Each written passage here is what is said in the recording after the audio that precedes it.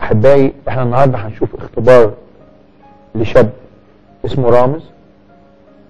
رامز لما كان في مرحله الكليه زي كل الشباب كان بيسافر للخارج كتير، سافر دول اوروبيه كتير، سافر امريكا.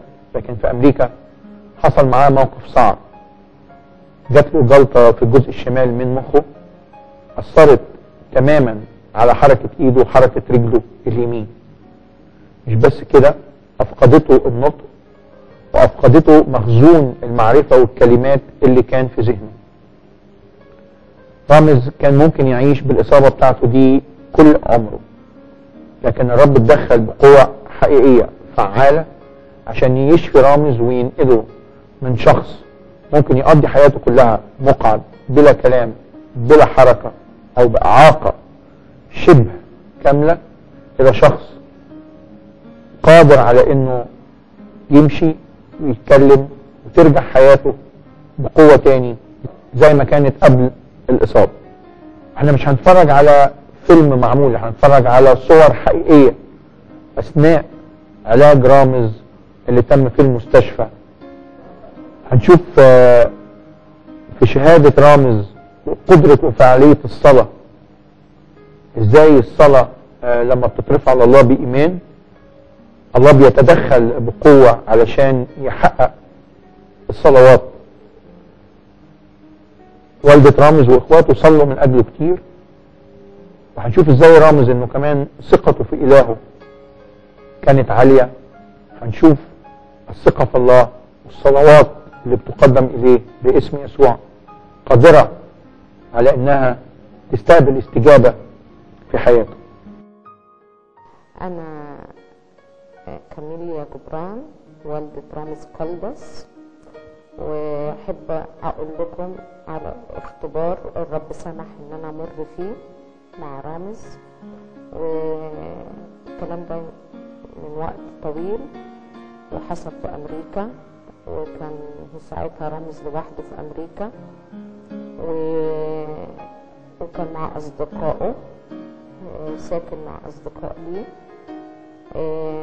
وبعدين اصدقائه لقوه اتاخر في النوم الصبح، فدخلوا لقوه في حاله لا بيتكلم ولا بيتحرك، وقالوا له ايه ده انت لسه ما قمتش من النوم ليه؟ فراح مشاور لهم ان انا مش عارف بشاور على بقه كده، انا مش عارفه اتكلم مش عارفه اتحرك. فجاروا جابوا له الاسعاف ونقلوه على المستشفى. في الوقت ده عرفوا بقى ان اللي حصل انه جات له جلطه في المخ فجائيه وهو نايم، وطبعا المستشفى قالوا ده شكله نايم بيها طول الليل فمش هنقدر نديله الحقنه مسيحه لان عدى الوقت المفروض ياخد فيها الحقنه، فاحنا ربنا بقى يقدرنا ان احنا نعالجه بقى. يعني هو الاول دخل عنايه مركزه، قعد 3-4 ايام في العنايه المركزه في البدايه خالص، طبعا في غيبوبه تامه مش حاسس بحاجه. فبعد ما فاق سالوه تحب نتصل بالنمره دي؟ راح مشاور لهم لا على نمرتي انا، نمره ماما في مصر. قال لهم لا، لكن كله بالمشاوره. شاوروا له على نمره رانيا اخته في لندن، قال لهم كلموها. الدكاتره كانوا بيقولوا لها كلام صعب جدا جدا على حالته، فكانت ترفع قلبها للصلاه تقول يا رب انا مش هاخد بكلام الدكاتره تقول اللي هي عايزاه، لكن انا عايزه الوعد منك انت، وانا واثقه انك بتسمع للصلاه وتستجيب. اديني يا رب وعد ان رامز هيخف، انا مش منتظره رأي الدكاترة، أنا عايزة رأيك أنت. فكانت قاعدة مرة ساكتة جنبه ورامز كان في غيبوبة أو مش في غيبوبة، كان يعني مش حاسس قوي، وفارد ايديه المشلولة على السرير جنبها كده. فقالت له يا رب أنا طالبة منك وعد، طمني إن رامز هيخف. الدكاترة مش عارفة تطمني. قلت له رب انا واثقه انك سامعني، طب لو سامعني هتدي في يوم ما شفاء ورمز، خلي لي صبعه الكبير ده يتحرك. انا عارفة انها ايده مشلولة ما تتحركش نهائي، بس لو صبعه الكبير اتحرك يبقى انت سمعت وهتستجيب وهتشفي رامز، حتى لو مش النهارده هيبقى بكره بعده. قالت لي يا ماما اتفاجئت لقيت صبعه فعلا طلع ونزل كبير في ايده المشلولة. قلت لي من كتر ما اتهزيت بصيت لها انت استجبت بسرعه كده؟ لا لا لا انا يظهر اتهيألي.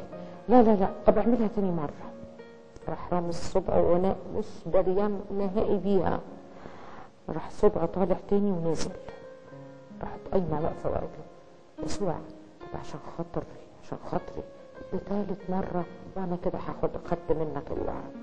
لو صبعه طالع ونزل تالت مره انا خدت الوعد بالشفاء.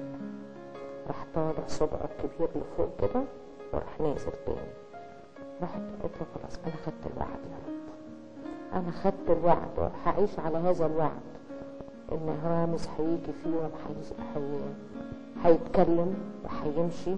في الوقت ده وهي لسه هو نايم راحت جايه بضفرها عشان تتاكد الصبع اللي طلع ونزل ده استجابه صلاه.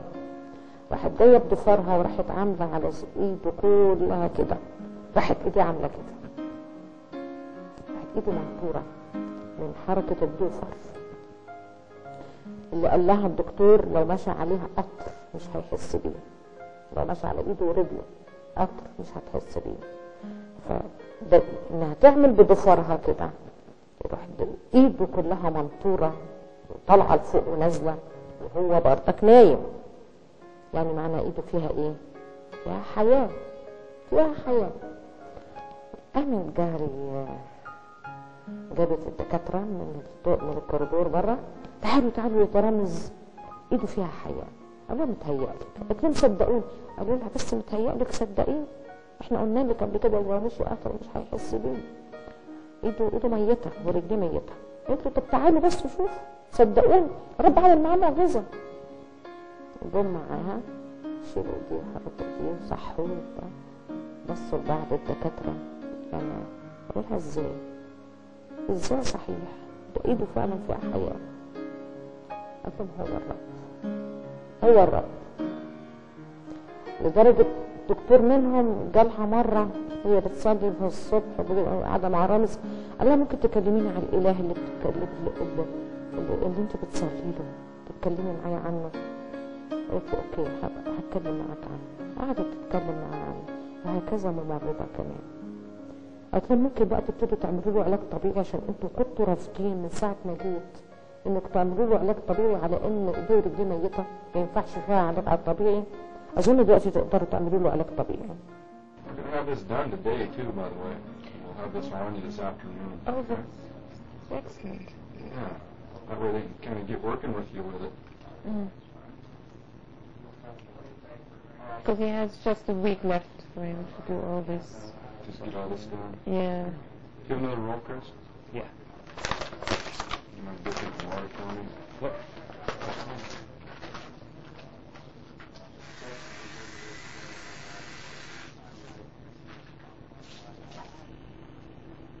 Nine.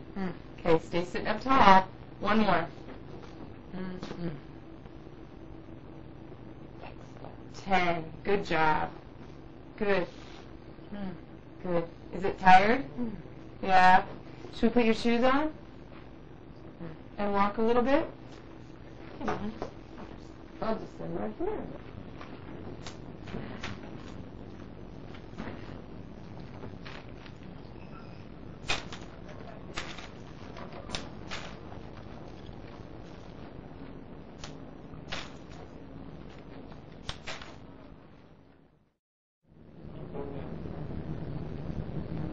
Can you lift this leg up and go down? Other one. Lift this foot down. Lift this leg up. Good. Good. Go straight down. Straight and slow. Okay, this one down first. Lower it down more. Good.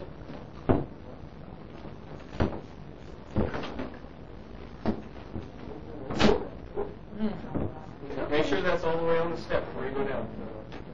Lower it down. Let's go up again to your right foot.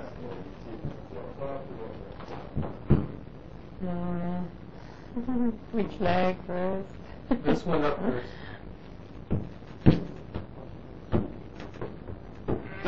No. There you go. Good.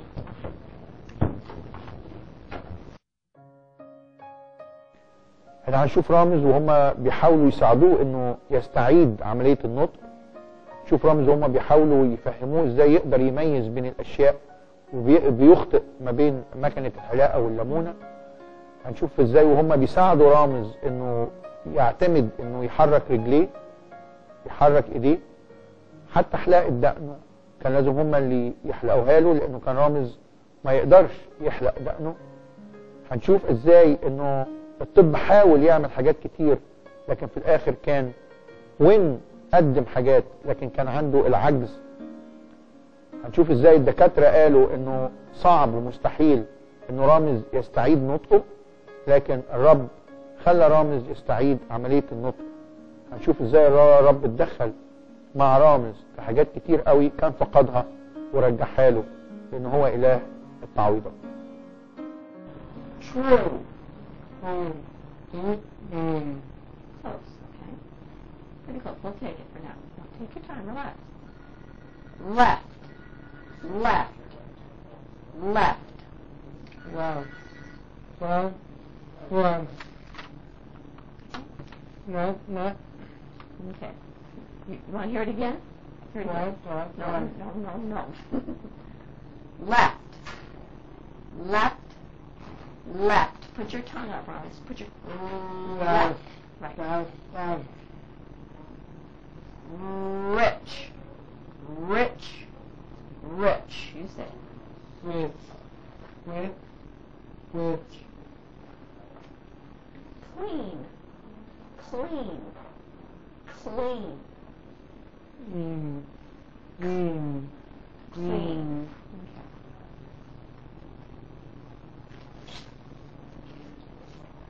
Okay. How many are holding up? 1, 2. How many am I holding up now? 2. No? I'm holding up 3. 3. 3. Okay. How many am I holding up now? 2. No. I'm holding up 1. yes. How many am I holding up?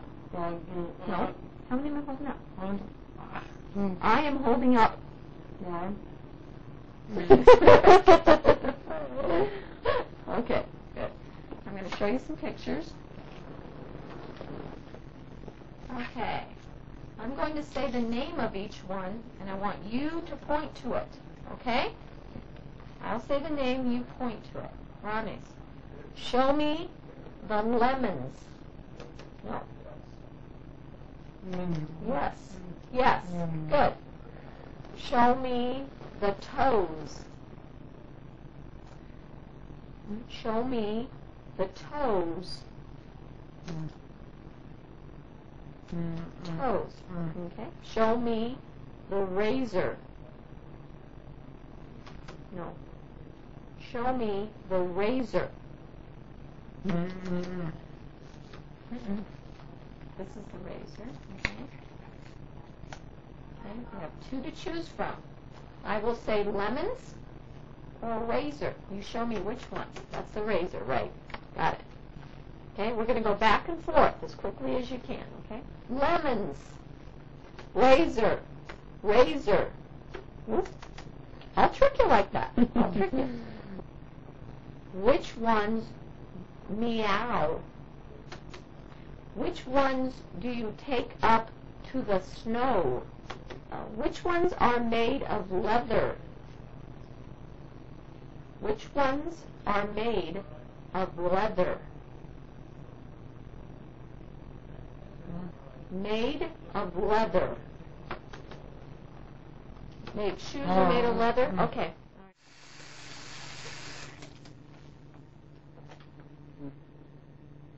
I don't know if I've ever seen you without this on yet. So, you're starting to look young. He is young. دلوقتي أنا بتكلم من المستشفى سان بيترز هوسبيتال الساعة 4:05 بتوقيت مونتانا. النهاردة الأربعاء 9 جولاي. بكرة يبقى رامز بقاله أسبوع من الانتنسيف كير بعد الجلطة اللي حصلت في المخ الجزء الشمال. أثرت على كلام وعلى الجزء اليمين من جسمه. ايدي ورجله هي معجزة اللي حصل لرامز ده، لأن حسب كلام الدكاترة ان الستروك اللي حصل في الناحية الشمال من المخ كان سيفير ستروك. كانت حالات فرصه في النجاة كانت قليلة جدا، لكن بعد ما قعد في الإنعاش 3 أيام طلع الجزء اليمين متوقف شبه متوقف، لكن نشكر رب ان هو دلوقتي ابتدى يحس بشوية أحاسيس في الناحية اليمين، لسه شوية عضلاته ضعيفة جدا وأعصاب مرتخية، لكن مع التمرين كل شيء ممكن. الدكاترة بيقولوا بالنسبة للكلام ده شبه مستحيل انه يحصل، لكن احنا ما بنؤمنش غير إلهنا القوي القدير، واحنا واثقين ان الله اللي أنقذه من الإنعاش هيكمل طريق الشفاء كله لحد ما قد أكمل برضه. لكن كل شيء بميعاد، واحنا قلوبنا كلها مرفوعة وهو قلبه مرفوع وواثق ان الله يستطيع ان يشفي. بعد أسبوعين قالوا احنا عملنا معاه كل اللي نقدر عليه، خلاص انت كده تاخديه تنزلي مصر. فعلا بعد أسبوعين وصل جه على مصر، وكان استقباله كان صعب قوي يعني. وصل بحالة مش ده رامز اللي سافر يعني، كان مختلف خالص عن ما سافر. كنت انا وانا في الطريق من اسكندرية للقاهرة قلت له بص يا رب انا هطلب منك 3 طلبات وانا واثقة انك سامعني. انت سامعني يا رب؟ انا واثقة انك سامعني. طب يا رب اكد لي انك سامعني. لو سامعني دلوقتي وشايف حالتي استجيب لل3 طلبات اللي انا هطلبهم منك دول. قلت له يا رب ان انا ما اشوف رامز تديني ابتسامة على شفايفي، وتمسح لي دموعي، تديني سلام في قلبي. انا عايزه ال3 طلبات دول، يعني اول ما يطلع رامز من المطار تديني ال3 طلبات دول. وبص الاقيه جاي قاعد على كرسي متحرك، رافعين دراعه حامل، ملبسين رجليه بوت شديد بلاستيك كده عشان يمسك رجليه ما تنطرش تتحدف منه، عشان كل عضلات رجليه ترجع لمكانها مظبوطة. انا رحت جارية جري قبل ما اوصل له بمتر لقيت رجليه ثبتت في الارض. وقفت تأكدت ان الرب عايز يقول لي انت مش طلبتي 3 طلبات وقفي حدهم لك. فعلا كلام امام الرب. انا حسيت كأني حد جاب منديل، حد بايده مسح لي الدموع. لقيت مفيش دموع نهائي، لقيت سلام في قلبي. قلبي ده كان بيدق يدق يدق يدق قبل ما اوصل له. لقيت مرة واحدة سلام نزل على قلبي، ولقيت نفسي عمالة بضحك. الحمد لله على السلامة يا رامز، الحمد لله على السلامة. بضحك. طبعا انت بتراعيني من الالف للياء، ما بيعملش اي حاجة في اي حاجة يعني كله.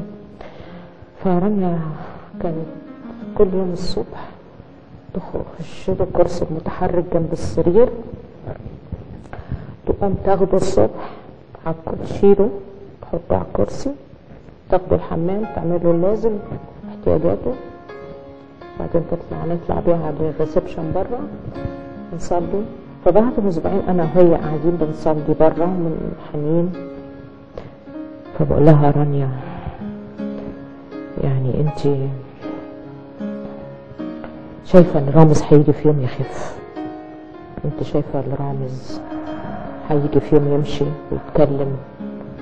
ماما طبطب عليا وهي منحنيه بتصلي بدموعها وانا منحنيه بتصلي. ماما ما تقلقيش رامز هيخف، انا واخده الوعد. انا مش عارفه ايه الوعد اللي انا حكيته لكم في امريكا ده، قالته لي بعدين. انا واخده الوعد ان الرب رامز هيخف يا ماما، رامز هيخف يا ماما. ولا متاكده يا رانيا رامز هيخف؟ شوفي رامز كان مسافر امريكا شكله ايه وراجع لي شكله ايه، بس ما تخافيش هيخف. انا مع هدوء البيت حسيت عندها باب رمضان بيفصل من الريسبشن واوض النوم جوه، حسيت في حركه بتحصل، هي منحنيه وانا منحنيه، فرفعت دماغي لقيت منظر رائع، منظر جميل. كانت هنا يعني بدايه ايد الرب، وهو طبعا الرب ايده من البدايه خالص، لكن يعني اول بدايه ايد الرب شوفها انا بقى. لقيت رامز واقف بطوله يستند على حاجه، وبيفتح باب الكارديون كده، يفتح بايديه الاثنين، ايده المشلوله بيفتح كده بايديه وطالع لنا بره على الريسبشن وبابتسامه. انا بصيت كده، رحت رانيا وهي قاعده، رانيا قلت في حاجه يا ماما؟ بصي رامز، شايفه رامز؟ بصيت له كده، ايه ده انت قمت ازاي؟ انت جيت لحد هنا ازاي؟ انت قمت من السرير ازاي؟ انت مش على رجلك يا رامز؟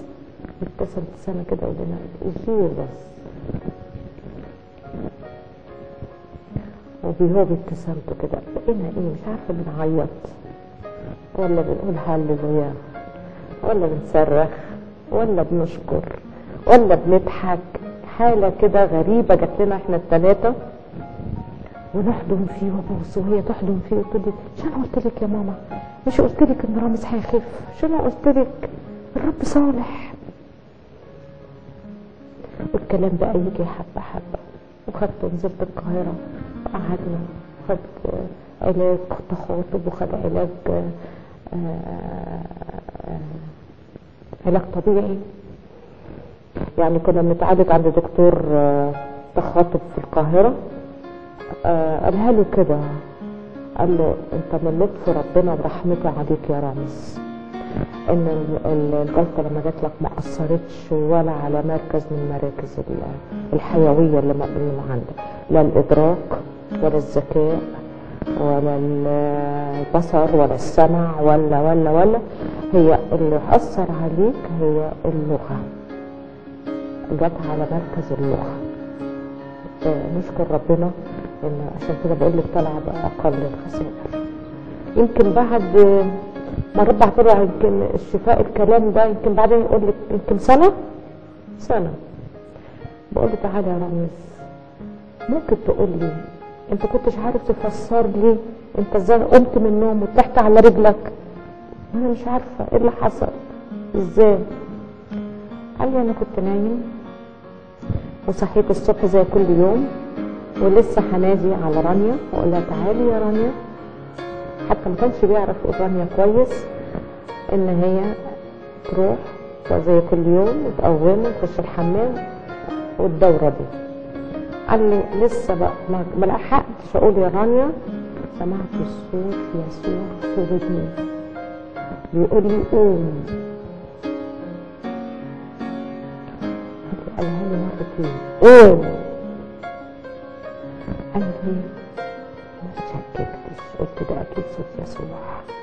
قال لي ما اتشككتش في الصوت، رحت قايم قاعد على السرير وبدأت برجلي المشلولة حطيتها على الأرض، لقيتها ثبتت في الأرض. قمت حطيت رجلي ايدي المشلولة على الحيطة جنب السرير، لقيتها ايدي ثبتت على الحيطة.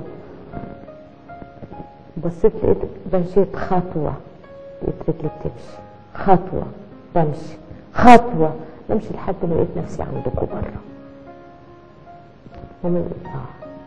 ومن ساعتها إلى هذه اللحظة 10 سنين النهاردة رامز، 10 سنين و5 شهور، وهو من ساعتها بيمشي.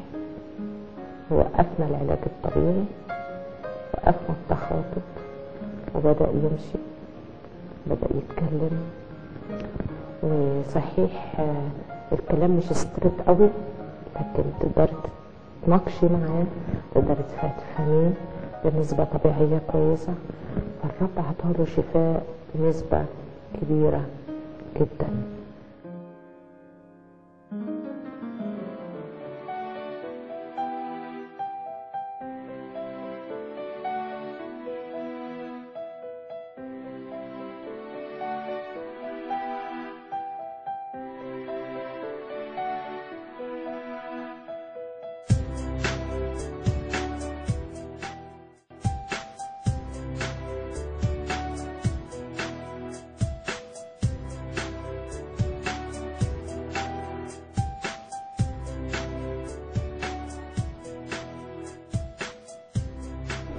أنا رامز اللي ربنا عمل معاه المعجزات دي.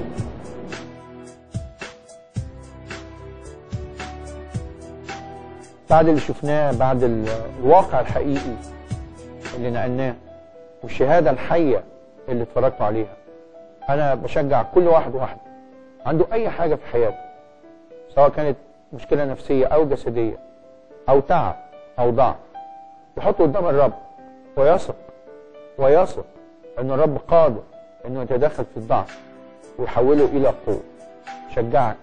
أشجعك وجه عينيك ناحية الرب، والرب قادر أنه يتدخل في حياتك ويغيرها للأفضل.